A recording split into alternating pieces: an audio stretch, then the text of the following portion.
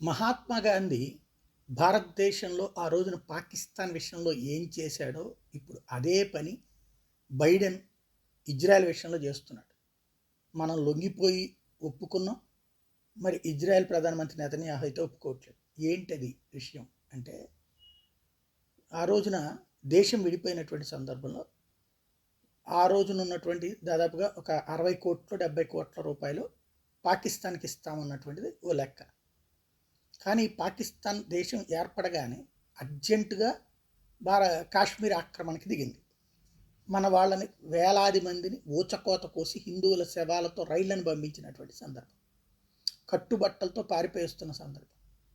అలాంటి వాళ్ళందరినీ ఇక్కడ ఉన్నటువంటి సరిహద్దుల్లో మసీదుల్లో ఇండియన్ హిందూ ముస్లిమ్స్ వాళ్ళకి షెల్టర్ ఇచ్చారు.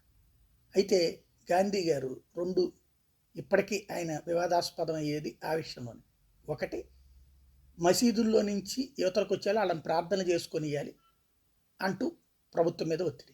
రెండవది, పాకిస్తాన్కి ఇస్తానన్న 70 కోట్ల రూపాయలు 60 కోట్ల రూపాయలు ఆ డబ్బులు ఇచ్చేయాలి, లేకపోతే నేను నిరాహార దీక్ష చేస్తానని చెప్పి నెహ్రూ, పటేల్ ఇట్లాంటి వాళ్ళు నచ్చజెప్పే ప్రయత్నం చేశారు. అయ్యా, వాడు ఇప్పుడు యుద్ధం చేస్తున్నప్పుడు ఇస్తే ఆ డబ్బులు తీసుకున్నాడు మన మీదకే వస్తాడు, కొద్దిగా ఆగుదాం, ఇద్దాం వాళ్ళ డబ్బులు, వాళ్ళకేం ఆపం, 2 రోజులు ఆగుదాం అంటే ఎట్లేదు, నేను ఆమర నిరాహార దీక్ష చేస్తానని చెప్పుకొచ్చాను.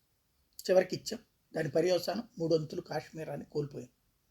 రెండో పాయింట్ వచ్చేటప్పటికి ఇప్పుడు ఇది ఎందుకు చెప్పాల్సి వస్తుందంటే, పాలస్తీనాకి ట్యాక్సులు అంటే ఇజ్రాయెల్ పాలస్తీనా వాళ్ళ ట్యాక్సులు కూడా తనే కలెక్ట్ చేసి పాలస్తీనాకి ఇంత డబ్బులు ఇస్తుంటారు ప్రతి ఏడాది. ఆ డబ్బులు తీసుకుని ఇజ్రాయెల్కి వ్యతిరేకంగా హమాస్ పెరిగి పెద్దదైంది, హెజ్బుల్లా పెరిగి పెద్దదైంది, హౌతీ పెరిగి పెద్దదైంది. అంటే డబ్బులు తమే ఇచ్చి తమ శత్రువుని తయారు చేసుకున్నాం అన్నటువంటిది అర్థమైంది.